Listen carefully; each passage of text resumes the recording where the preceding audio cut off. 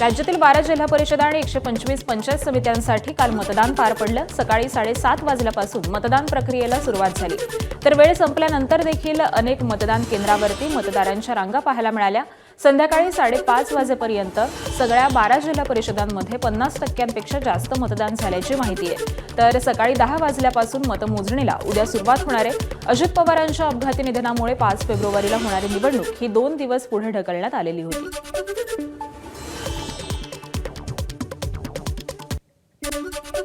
अजितदादांच्या निधनामुळे जिल्हा परिषद निवडणुकीनंतर राष्ट्रवादीने मोठा निर्णय घेतलाय।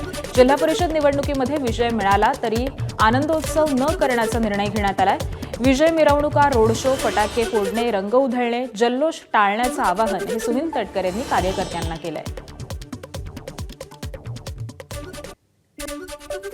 सांगलीच्या तासगाव तालुक्यातील बलगवडे गावामध्ये एकही मतदान झालं नाही। सोलर प्रकल्पासाठी झालेल्या वृक्षतोडीच्या निषेधार्थ ग्रामस्थांनी मतदानावरती बहिष्कार टाकण्याचा निर्णय घेतला आणि त्यामुळे जिल्हा परिषद आणि पंचायत समितीच्या निवडणुकीसाठी बलगवडेमध्ये अद्याप एकही मतदान हे झालेलं नाहीये। गावकऱ्यांनी तहसीलदारांची भेट घेतली तरी देखील तोडगा निघालेला नाहीये।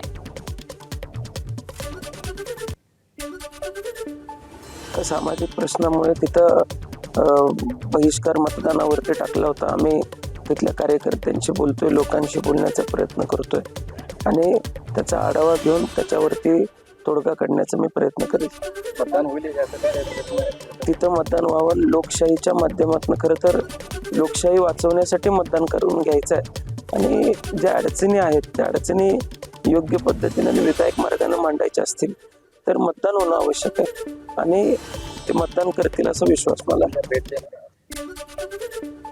परभणी जिल्हा परिषदेसाठी मतदान प्रक्रिया सुरू असतानाच परभणीच्या सेलू तालुक्यातील बोथगाव आणि तांडा इथल्या गावकऱ्यांनी रस्ता आणि नदीवरील पुलासाठी मतदानावरती बहिष्कार टाकला।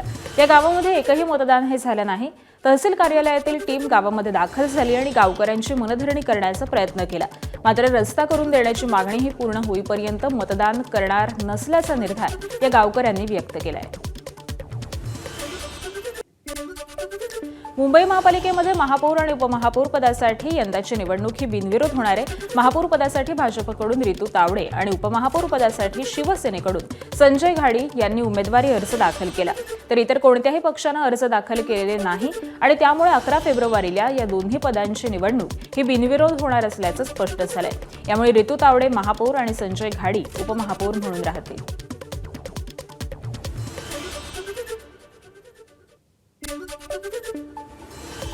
छत्रपती संभाजीनगरमध्ये उपमहापौर पदाच्या नावाला आपला विरोध होता। मंत्री संजय शिरसाट यांनी स्पष्टीकरण दिले, मात्र पक्षाचा आदेश आमच्यासाठी महत्त्वाचा असतो आणि त्यानुसार काम केलं अशी प्रतिक्रिया ही संजय शिरसाट यांनी दिली आहे। तर इम्तियाज जलील यांचा महापालिकेवरील भगवा झेंडा खाली उतरवण्याचा मनसुबा होता, मात्र आम्ही तो पूर्ण होऊ दिला नाही असं म्हणत त्यांनी जलील यांच्यावरती निशाणा साधलाय।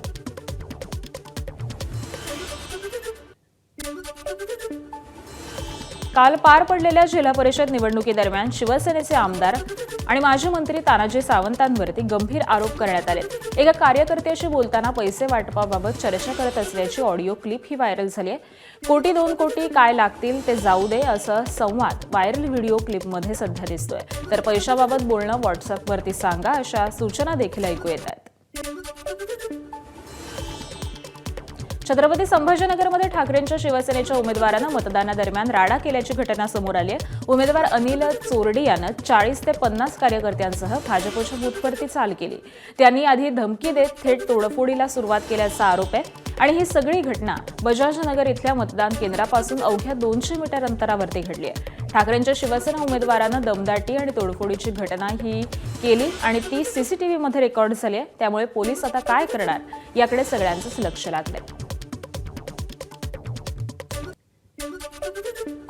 काय आहे की या ठिकाणी इतक्या चुकीच्या पद्धतीने निवडणूक चालू आहे ही पहिल्या वेळेस आम्ही पाहतोय। सर्रास पैशाचा धुमाकूळ चालला आहे आणि सत्तेची मस्ती त्यांच्या प्रत्येक कृतीमधून या ठिकाणी दिसत आहे। आम्ही त्यांना सगळीकडे विनंती केली, त्रिमूर्ती स्कूल बालक मंदिर जे आहे त्या ठिकाणी ते चालू आहे, सगळे सीसीटीव्ही फुटेज चेक करा ना। त्यांचा जो आरोप आहे मारहाण केल्याचा तो तुम्हाला अजिबात नाही, कोणी मारहाण केली कोणाला सीसीटीव्ही मध्ये दिसलच ना। खुर्च्या तोडफोड केली असं अजिबात नाही. महिला एक काही उमेदवारांना आरेरावी केली असे देखील म्हणण्यात येतं. एकही उमेदवार नाही तिथं महिला उमेदवारच नाही आहे ना, म्हणजे असं काही झालं नाही. अजिबात नाही. आणि आता धिंगाणा घालायला त्यांचेच कार्यकर्ते हो. सोलापूरमध्ये मतदान प्रक्रियेवरती गंभीर आरोप झालेले आहेत. दक्षिण सोलापूर तालुक्यातील मुळेगाव तांडा इथे मतदान केंद्रावरती ईव्हीएम मशीन खाली जादूटोणा केल्याचा अपक्ष उमेदवार संदीप राठोड यांनी आरोप केलाय. ईव्हीएमच्या खाली खिळा टोचलेले लिंबू मिरची आढळल्याचा दावा करण्यात आलाय. तर एका महिला मतदाराला मतदानानंतर चक्कर येऊन पडल्यानंतर हा प्रकार उघडकीस आल्याचं सांगितलं जात आहे. या प्रकरणी संबंधित अधिकारी आणि उमेदवारांवरती कठोर कारवाईची मागणी ही करण्यात आली आहे.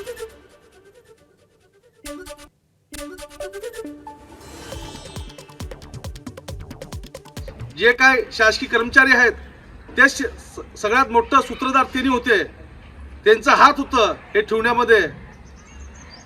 तिथल्या स्थानिक पुराणाला मॅनेज होऊन तिथं असं जादूटोणा करून ठेवलेलं ते सगळ्याच्या नजरामध्ये आले. हजारो लोकांनी बैठलेलं आहे. तर मला या माध्यमातून सांगायचं आहे शासन प्रशासनाला की जो कोण अधिकारी त्याच्यामध्ये असेल त्याच्यावर कठोर कारवाई आणि जो कोणी केलं असेल याची चौकशी करून त्याच्यावर कठोर कारवाई झाली पाहिजे. सोलापूरच्या वेळापूरमध्ये मतदानाच्या वेळी कार्यकर्त्याला मारहाण केल्याच्या निषेधार्थ वेळापूर पोलीस स्टेशनमध्ये शरद पवारांच्या राष्ट्रवादीचे खासदार धैर्यशील मोहिते पाटील आणि माळशिरसचे आमदार उत्तम जानकर यांनी बेमुदत आंदोलन केलंय. पोलीस अधिकाऱ्यांकडून राष्ट्रवादीच्या कार्यकर्त्यांना मारहाण झाल्याचा आरोपही करण्यात आलाय. सातारा जिल्ह्यामध्ये एक आजी आणि शंभूराज देसाईंमधला संवादाचा व्हिडिओ हा सध्या जोरदार व्हायरल होतोय. एका 80 वर्षांच्या आजी मतदानासाठी निघाल्या होत्या. तेवढ्यात पालकमंत्री शंभूराज देसाई त्यांना वाटेत भेटतात. त्यानंतर शंभूराज देसाई आजीला कोणतं बटन दाबणार असं विचारतात. त्यावरती आजी जोरदार आवाजामध्ये शिवसेनेचं असं म्हणतात आणि मग उपस्थितांमध्ये एकच हास्यकल्लोळ झाला. आजीचा हा व्हिडिओ सध्या सोशल मीडियावरती जोरदार व्हायरल होतोय. बटन दाबलं. बटन कशाचं दाबणार विचारतात साहेब. बटन कशाचं दाबणार म्हणतात.